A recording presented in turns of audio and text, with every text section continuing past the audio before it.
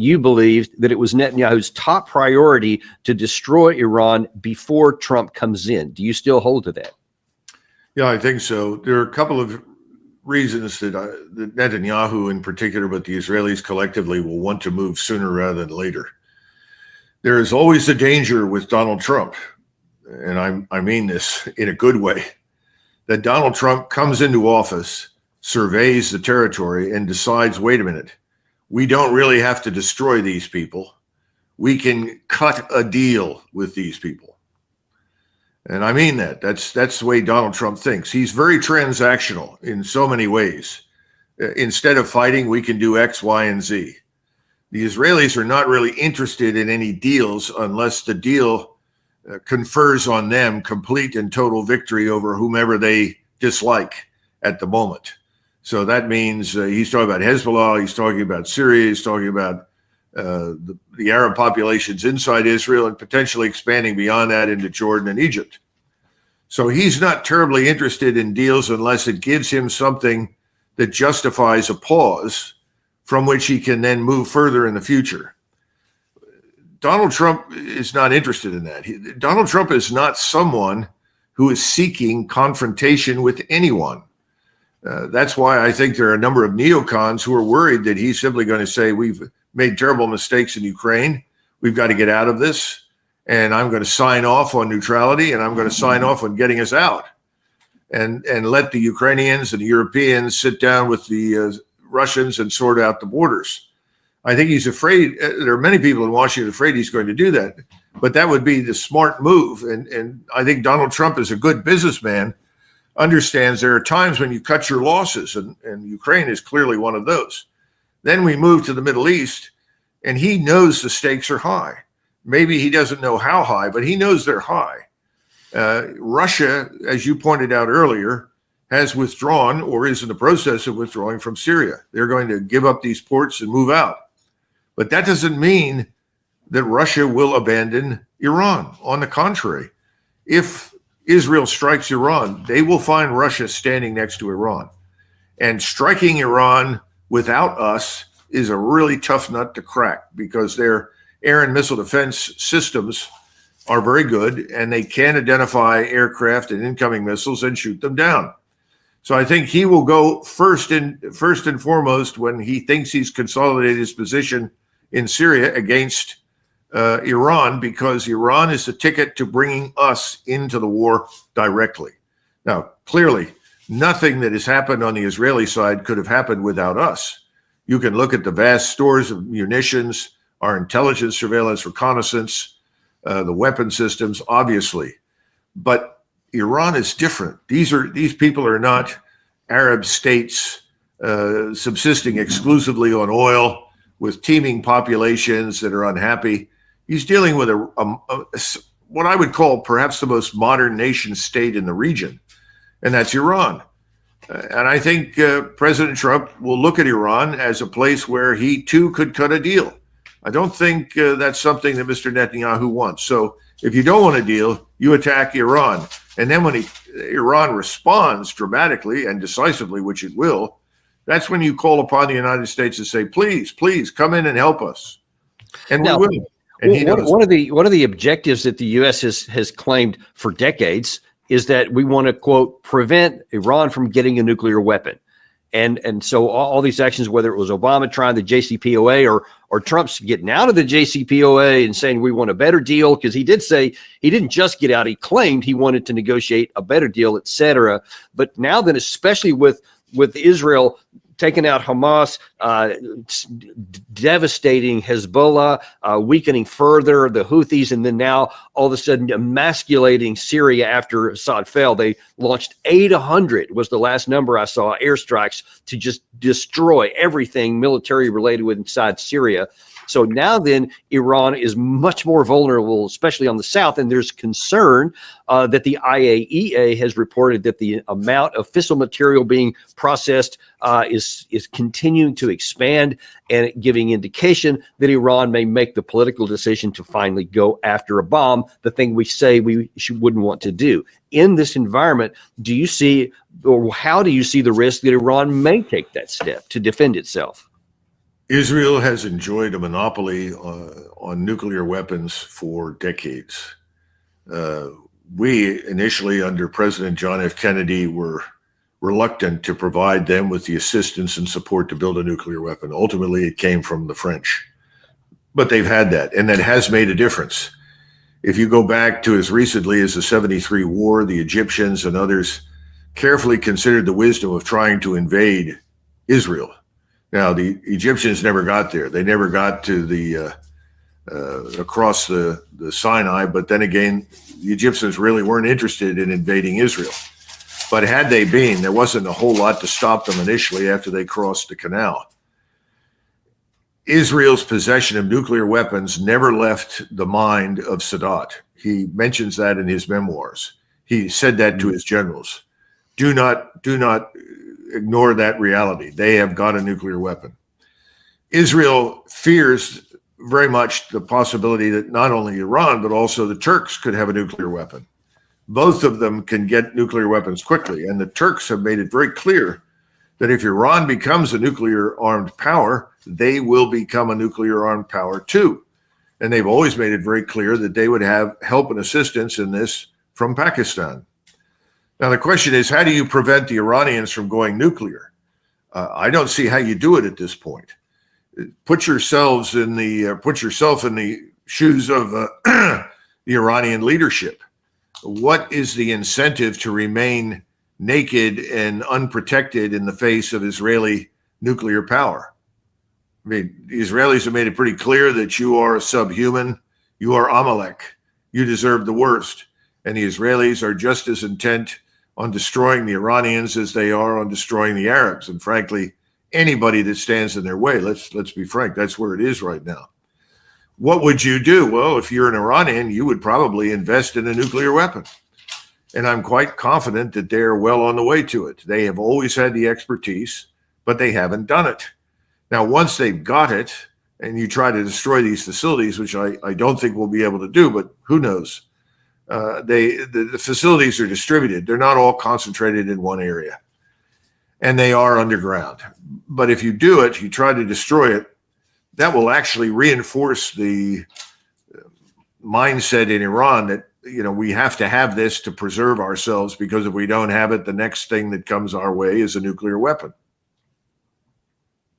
Now, you also wrote in this piece, wasn't all bad news. You say that if it's handled deftly, that there is a way to successfully manage the chaos, is the phrase that you used, and to avoid conflict. How can Trump come in the event that he gets a chance, i.e. that Netanyahu doesn't launch something prior to January 20th, but if he gets in and there hasn't been a war, how can Trump manage the chaos to prevent war and manage Netanyahu? I think it should be clear right now that we continue to have enormous influence with the Israelis. Whether or not Donald Trump will exercise that influence by simply saying, we would like you to stop where you are as opposed to continuing, I don't know. I mean, I just don't know the answer to that. Looking at his cabinet and where things are at the moment with the Trump team, it strikes me that he would have a great deal of difficulty trying to say no to the Israelis. On the other side, what kind of influence is he going to have on the Turks? Well, I think he's a realist. He's going to say Syria has always been a problem for the Turks. And if the Turks want to go in and essentially drive the Kurds out or give the Kurds a chance to become part of the new territorial solution, whatever that turns out to be, that will effectively make Syria a satellite state of Greater Turkey, then that might be fine with him. I think Donald Trump knows that neither you nor I nor anybody in the United States wants to be involved in another Middle Eastern war. All of these wars have turned out to be catastrophes for us. How many trillions of dollars have we lost on these propositions? What have we gained from it? I mean, I remember President Trump said, well, we got the oil in northeastern Syria. That oil is a drop in the bucket from our standpoint, but it was important to the Israelis. There are other things going on. The potential to divert the flow of oil through Turkey or through Israel into Europe, which I'm sure Donald Trump would favor. On the other hand, there's still a lot of pressure to move it straight north through Iran all the way up into Russia. I don't know how he's going to go forward to try and divide this child, but those issues will be on the table. He understands those things, and he'll try to sort through it. But the bottom line is, right now, to get back to the core question, if you want to manage this, you have to recognize legitimate security interests. The Turks have legitimate security interests. The Israelis have legitimate security interests. The Iranians have legitimate security interests. What are our interests? And suddenly everything's silent. Because quite frankly, as long as the oil flows commercially in whatever particular direction it takes, we as a great power remote from the region should be happy. I mean, that's always been our view. The reason we maintain such a large Navy for so many decades is to ensure that commerce flows uninterrupted. So what is our interest? Well, our interest is Israel. And the Israelis want to control territory, and they want to colonize it. And we're going to back them on that score. And if the Turks go along with that, and the Iranians go along with it, then perhaps you can reach some sort of arrangement that will work. But barring that, barring the acceptance of Israel within a new set of borders with the promise of no further expansion, I think the war goes on. For Israel, I argue that they are planting seeds for long-term instability because of the damage here. Because right now, at least as we're talking, the issue of the Palestinian people has still not been resolved. They haven't gotten them out, but they also have destroyed any ability for them to live any kind of a life for the foreseeable future in there. Well, if you're an Israeli right now, you look at what's being done in Gaza and what is beginning to happen on a smaller scale in the West Bank, and you say no one in the region cares about Arab life. Whether those Arabs or Muslims or Christians, it doesn't matter. Nobody really cares. That's been demonstrated in their minds very conclusively. None of the Arab states in the region will raise a hand against them. The only potential adversaries they've got are Turks and Persians or Iranians. So in that sense, they see this as a big success, and they will continue to murder or expel Arabs from Gaza. They will do the same thing, the Palestinian Arabs. They will do the same thing to the Palestinian Arabs in the West Bank. That's going to go on and on and on. The question is, what do the Turks do and what do the Iranians do? They don't love each other. That's obvious. They have disputes, but they also have avoided going to war with each other. Neither side wants to go to war and then ruin themselves in the face of Israeli power. So the question is, how much longer does this new territorial arrangement in Syria last until the Turks decide they've changed their minds? They're fed up and they're not going to tolerate what the Israelis are doing. I can't answer that question. But I think it's a long-term strategic challenge that they have to meet. Same thing is true with Iran, although Iran's threat to Israel has always been different from the Turkish threat. The Iranians aren't interested in the territory. They have stood by the Palestinian state issue. That's now dead on arrival. There's no chance whatsoever in the foreseeable future of a Palestinian Arab state emerging in the region. It's not there. And again, to reiterate, the Saudis, the Emirates, the Egyptians, the Jordanians all don't care. Whatever lip service they pay to it, they've already demonstrated. We don't care how many people the Israelis kill to expand control of their state.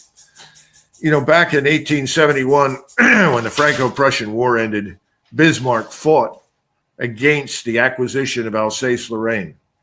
He admitted that the Alsatians in the northern part of Alsace-Lorraine really were Germans, and they were not comfortable being Frenchmen. But he pointed out that Lorraine had long since been lost and had become truly French. He said, let's just leave it alone. We don't want it. Ultimately, he was overruled, and the statement was made by him subsequently, what our sword has won in 50 days, we will have to defend for 50 years. And eventually, in less than 50 years, you got 1914, and 1914 was about reacquiring Alsace-Lorraine by France, if nothing else. So I'm afraid that whatever happens now cannot be legitimated exclusively through power. power legitimates for a while, but it's not the permanent solution to anything unless you maintain your military supremacy to such an extent that the enemy won't take you on.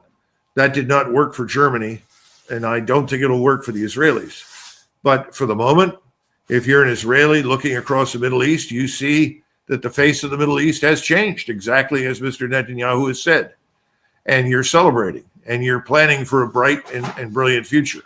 But I'm sure there are very smart people in the Israeli Defense Force General Staff who are looking at these threats and problems very carefully.